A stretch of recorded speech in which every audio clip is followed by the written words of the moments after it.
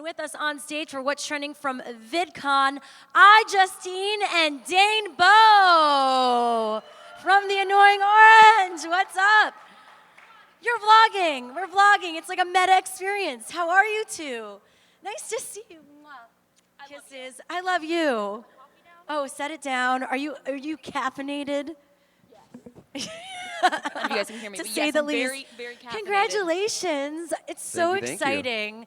You know, I interviewed Dane, a year and a half ago when Annoying Orange on YouTube was just, getting, the noise was there, right? It was just getting going. And it's amazing to see in just such a short period of time the development of how much this has grown, right? Are you surprised? Is this what you had expected when you created this? No, of course not. I think, it was always the intention to just keep doing YouTube videos and having fun doing that, experimenting. When I did the very first Annoying Orange, it was never even intended to be a series. It was just going to be another one of my short videos that I did. And I would have never guessed the reception that I would have gotten from that character. I am not surprised because the first episode that I saw, I'm like, this is the funniest thing I've ever seen. And I keep telling the same story, but I basically stalked Dane and was tweeting him. I'm like, I'll do anything to be a fruit. Please, please, please can I be a fruit? And it's such a good show. It's funny, and I think it has that perfect appeal for this generation. Appeal. Appeal. So you literally cyber-stalked him to get on the show, didn't you? I did. Is that a tip you'd say for people who want to get on YouTube shows? It No, doesn't hurt. don't cyber-stalk. Just don't spam. But if you say it gently, say it nicely, maybe one tweet a week or two every day, maybe. I don't know. So now you have the success of Annoying Orange on YouTube. You start developing it into a TV show. Why was TV something that was important to you? A lot of people might say, let's just stay on YouTube.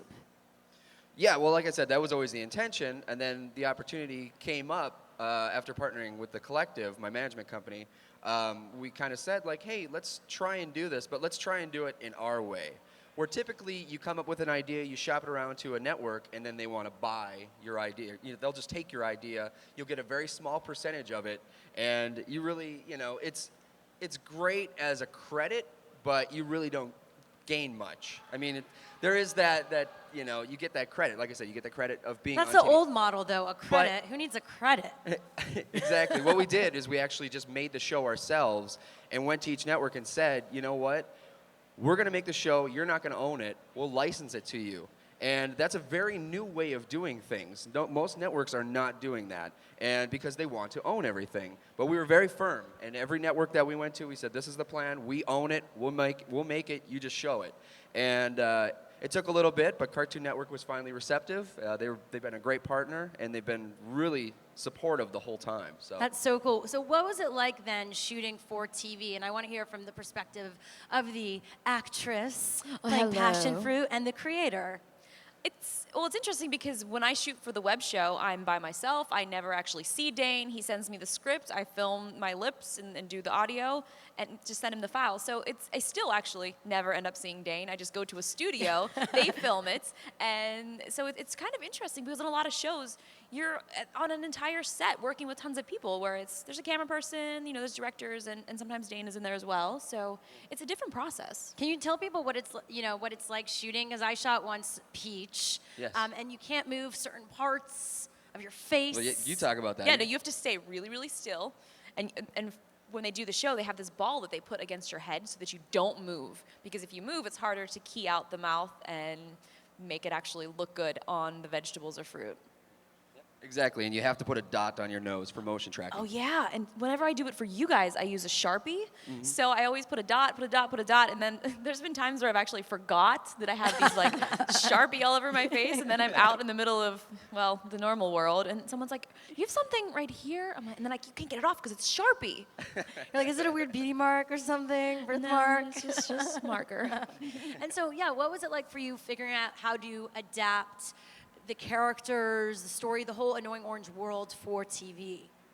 Well, the first thing that was really important to me was making sure that we transitioned those same characters that were on the web show, same people that played those same characters make it to the TV show because they're the ones that made the show. I mean, the audience kind of chose those characters. it was kind of funny because like we never really planned for Passion Fruit to become a main character. We just did an episode. People loved that character, and so she kind of became a main character. And same I'm thing so excited. with Marshmallow and Midget Apple. It was very organic, and to go to the TV show and have different people play those characters or take those characters away. That would Exactly. have ruined it. There's a great dynamic going on. We've already Yeah. got a great cast, so that was always my number one thing going into it. And then just from there, just making sure that we're able to expand the world. I mean, if you watch the clip, that you can see it's much grander. It's the same sensibility, but it's just on a bigger scale. And you have actual like real Hollywood celebrities in the show too. So it's kind of branching out. You've got the YouTube, and then you've got the Hollywood, and kind of putting them all together. Wasn't that the future, bringing them all together? Yeah, I mean, the mediums are merging anyways. So it's always been really important to me to get across the message that we're doing TV, and there's so many people that say, oh, you're doing TV, and you're just going to leave the web show behind because that's not as important, which is absolutely the wrong way to think. Actually, I think the TV or the web show is more important because that's where the audience was built, and without that audience, the TV show wouldn't be successful, and you can drive traffic back and forth, and it's remembering that, and the audience made the web show what it is, and to cut that off and leave would be a huge mistake. Yeah, and you're telling me it's a lot of work because typically you have a TV show, you go on hiatus, maybe get to take a little vacation. A lot of actors, that's where you see them in Us Weekly and like Turks and Caicos all the time or whatever. But for you, it's a ton of work because you have to keep the web show going in between the time that you're shooting and it's on air. Yep, no sleep. No sleep. How do you decide what storylines you're going to put for the TV show versus the web show? The web show, I think we're a lot more topical as far as like recent events. We can spoof things very easily because we work week to week. Whereas the TV show, we have to come up with the scripts far in advance. Yeah. So we're still spoofing things and doing things of that nature, but it's a lot more evergreen things. And I think it's fun to be able to play in both of those different kind of areas. Yeah, and no knives. No knives on Cartoon Wow, Network. no. So we have to find different ways to squash, kill, and maim fruit. How did you decide what ways you can kill? You have to get very creative. I feel like they would decide. We're like, hey, can we do this? And they're probably I'm not sure that whole process. So That's a whole new area because on YouTube we can do whatever we want. I mean, if we want to knife somebody, we can.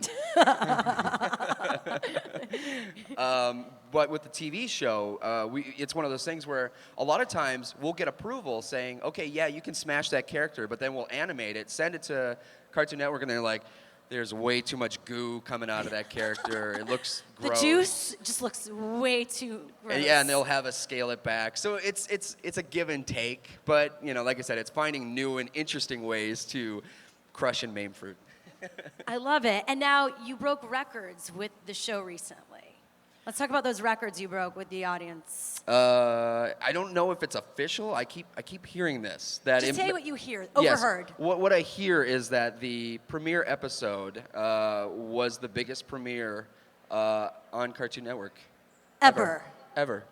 that's Woo! amazing. That's an incredible feat. But it's because of these guys. I mean, that's like I said, the web show was the most important thing in this whole equation because without that would have never happened. And I think if you follow along on Twitter while you're watching the show, you can see the community support. People are retweeting, people are tweeting, oh my gosh, it's starting, I'm so excited. And I think that makes such a huge difference because it is about the community. Everything that everyone is doing here, it's about them. I mean, we just happen to be lucky enough to be doing something that we really enjoy. Yeah, and do you think this is going to be a case study maybe now for the engagement from online to TV? A lot of people said, well, it works online, doesn't mean it works on that other screen. I think it depends how you do it. I mean, not everything does translate to TV. Yeah. And I think that a lot of these TV studios need to realize that you can't let us leave our YouTube audience behind. I mean, there's been projects that I turned down that I thought, wow, this would be so fun if I could do this. And they're like, you can't tweet, you can't do anything, you basically can't check your email or even touch your phone. I'm like, well, I love you, but I can't do this. They're like, you can exist. I know. But you can do our thing.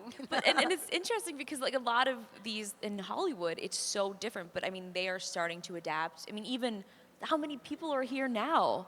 They're really seeing the change. I know the growth of this conference is amazing. Like, look at that. That's crazy. We are in an expo hall. It's unreal.